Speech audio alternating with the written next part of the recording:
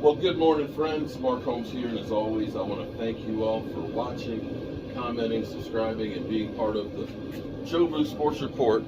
Because without you guys and you ladies, you know that this literally does not work. Let me turn the heat down. It's a little noisy, but damn sure feels. It's a little noisy, but it damn sure feels good in here. When you get that heat, give them the heater. Feels good on those legs. So my morning video, I was talking about Emmitt Smith and the Dallas Cowboys situation where the Cowboys seem to keep wasting talent year after year, which is hard to argue with Emmitt Smith on that one, because you do look at what we have done post his era, not a lot, and we've had a lot of great players that have come through the organization. But we were also talking about the combine, the future stars, the guys that we hope will be the next Micah Parsons for the Cowboys. And the NFL, here's the thing with the NFL. The NFL is always going to shade everything to their best, to their side. They want to make sure everything works out as good as possible for themselves. And who doesn't? Who doesn't want to try and work the stuff to make it as good? Denver. Can you see that? Denver Bronco colors. Who doesn't want to work things as best they can for their own, purposes? We all do that. It's kind of like when you have a disagreement, you're always going to tell the side of the story that's best for you. Hang on for 1 second here. But we've got major problems with the combine. Just hang on, let me grab another brush.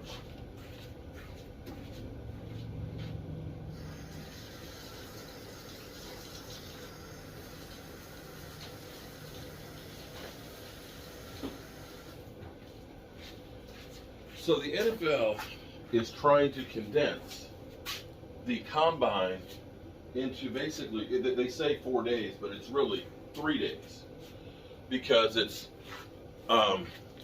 physicals the first day, the second day is interviews with the media, the third day is all of the workouts in 1 day, and then the fourth day is bye-bye.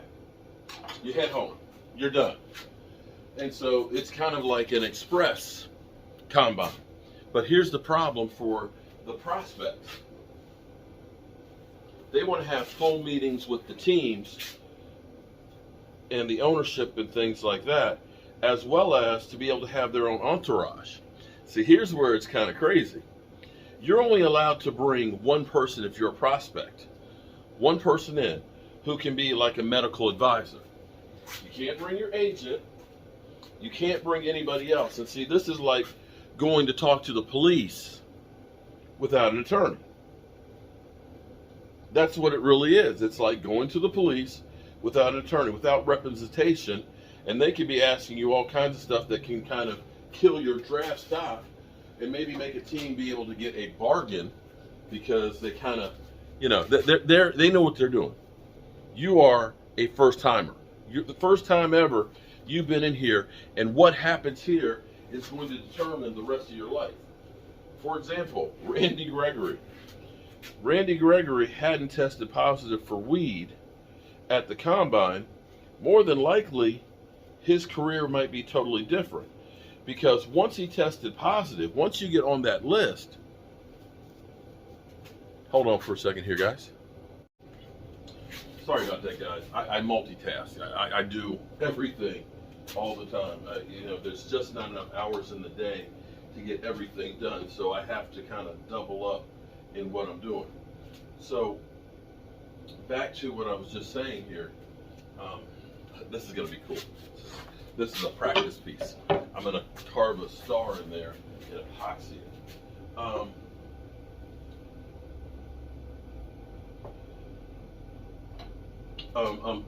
Back to Randy Gregory. Randy Gregory hadn't tested positive for marijuana at the combine, more than likely because the next test wouldn't have been until the following year. his career would have been totally different because he would have only been tested once a year. But once he tested positive, that meant he was tested on a weekly basis, which, as we know, if you get tested every week, you smoke weed once or twice in a year, you're going to test positive. So he was just screwed. He was set up for failure. Any smoking at all would kill you. As opposed to somebody like Jake Long, who understood, don't smoke weed around April, because that's when they're going to test one time. If I'm good in April, then I won't be having an issue if I smoke weed for the rest of the year until the following April. So what happens at the combine is literally like you being interrogated by the police without a lawyer. You can put yourself in a bind. Now, for the Cowboys, you know, they ended up getting Randy Gregory as a bargain because his stock dropped. They got him for next to nothing.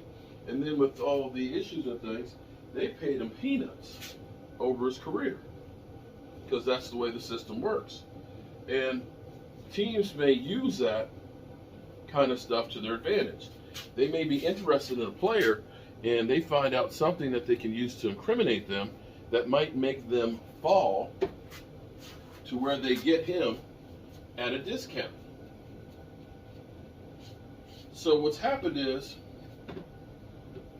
of the about 500 players that are invited to the combine that the NFL wants to be able to do what they do, and make no mistake about it, when you go to the combine, you're like a piece of cattle.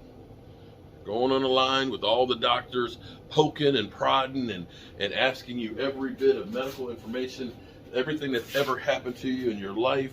They're going to go through the nth degree. They're going to study you. They're going to be doing Wonderlink tests and everything else. And what the agents of 155 of these guys are, unless you change that shit, we're boycotting the combine. Now, that's not to say that these top prospects won't have any contact with the NFL, because the best ones, believe me, the NFL's not going to say, because you didn't come to the combine, you're not going to be drafted. What'll happen is it'll be more one-on-one workouts and things like that. And quite frankly, the thought of having to evaluate 500 players' workouts all in one day, 500 players working out in one day, what that's going to mean is, more than likely, to get that many people through all of the workouts, I don't know that that's going to be good. Because if you go through, you do the weight lift, and then you got to go up, and then you got to go ahead and do the jump test, you know, the vertical reach, and then you got to go over and do the broad jump, and then you got to do the shuttle run, you know, and then you're going to start doing the blocking drills.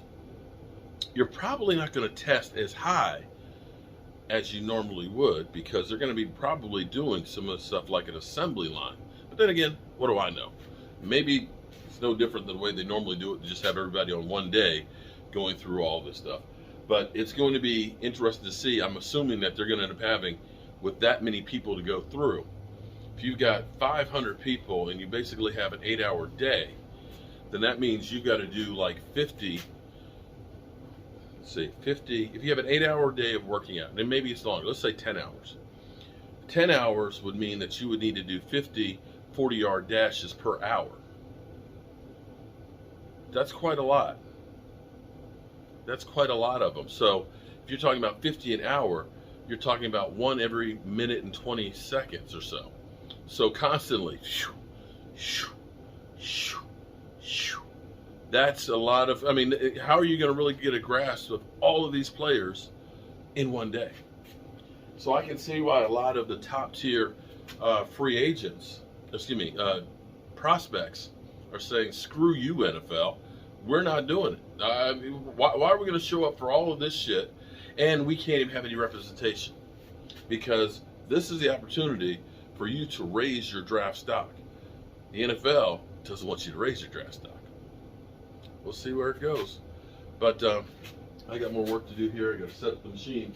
I didn't want to do anything with the machine on because people say, it's too loud. It's like, okay, all right. Can't please everybody, but we definitely need to deal with this. As always, I appreciate y'all. Peace.